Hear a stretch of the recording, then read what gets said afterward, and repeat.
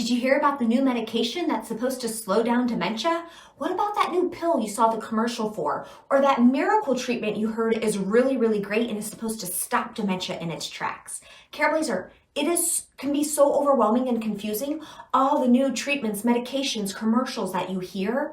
How do you decide which treatments to pursue? How to make a decision based on some of these new medications and treatments? In today's video, I'm going to share with you 5 things to consider whenever you're thinking about a new treatment. Before I hop into those 5 tips, Careblazers, there is a free class that I'm hosting on how to successfully respond to challenging dementia behaviors. If you are struggling with a behavior and you would love to know how to get that behavior to stop, or at least to minimize how often it happens, I'm inviting you to join me. It's totally free, but you have to save your spot, and there's a link in the description below this video.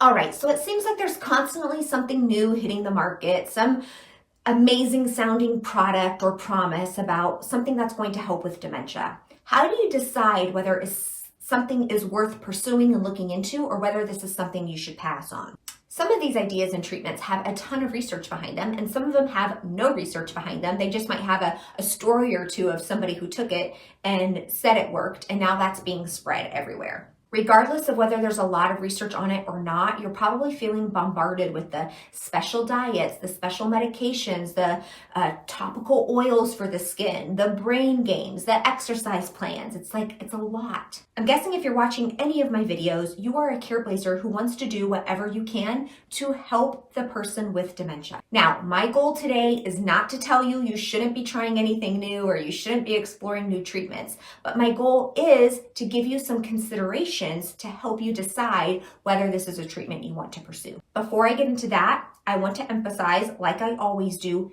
you need to be including your loved one's primary care provider and healthcare providers into some of these decisions. Consulting with a healthcare provider before trying any new treatment is always recommended. We just don't know whether some treatments are going to have some sort of negative impact on your loved one, a negative interaction with their skin, with their medications. So this is why it's important just to keep the healthcare team informed.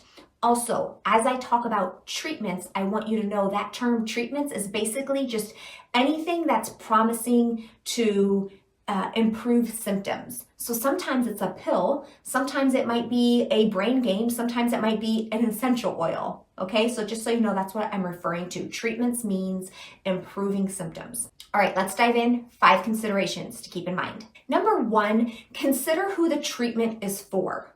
Many treatments that sound promising in terms of reversing cognitive decline, helping people think better, right? They actually, you have to consider who was that tested on. The majority of time, those treatments were tested on people with mild cognitive impairment, never even tested on anybody with dementia, and especially people who are in the moderate to severe stages of dementia. This was a big uproar. Was it last year when the new groundbreaking dementia medication came out, and it was never even tested on people with anybody outside of Alzheimer's disease, and even then it was just mild Alzheimer's disease. So all of these people had their hopes so high. You have to be asking, who is this for, right? When you look closer to decide, okay, who did they actually test this on? Who is this safe for? Who did it show it helped? A lot of times you'll notice it's on a very small segment of the population, and likely not somebody with moderate to severe dementia of any type. A lot of times you'll find it wasn't even studied in dementia at all. It was studied in just mild cognitive impairment. So it wasn't even considered in mild dementia, just like people having mild cognitive issues, but not yet dementia. If somebody has a diagnosis of dementia, it means they have more than just mild changes, and whatever that treatment is has not been tested or proven for people with dementia. Number 2, pay attention to the side effects. A lot of times, let's say there is a treatment and it sounds promising. It's been studied in people with dementia. It seems to be improving some dementia symptoms, but what are the side effects of that? And do those side effects outweigh the benefit of the treatment, right? Some side effects can worsen other medical conditions, which is why we always want to be talking to the healthcare provider about what you're considering. Some might make them less able to socially engage. Some medicines might, be sending somebody to the bathroom every couple of seconds. And so it's really going to be hard for them to enjoy being in the outdoors. A good question here to be asking yourself is if your loved one was able to share their values and preferences. Like if you can think back to prior to them getting dementia, what do you think they would have wanted? Would they have wanted to take on these potential side effects just to slow down the disease? Or would they have wanted to avoid those side effects because of the impact it's going to have on their daily life and let the disease take its course? All right, number 3, this is a big one, outcome. Will this treatment change the outcome in any significant way? Basically, what will this treatment actually even do? Will this treatment even make an effect big enough for you to notice a difference? That was also an uproar in that new medication that was released last year. The actual improvements it made was not even noticeable to family members or other people. Sometimes treatments make claims like, will improve memory by 25%. Okay, so what does that actually mean? Does that mean your person with dementia is going to go from forgetting to take their medications to being able to remember all of their medications all of a sudden? A lot of times it's really hard to know, how does that come out in real life? 25% improved memory. Or you might hear claims like, will reduce agitation. Okay, by how much? How does that actually show up? Does it mean the person's going to have more good days than bad days?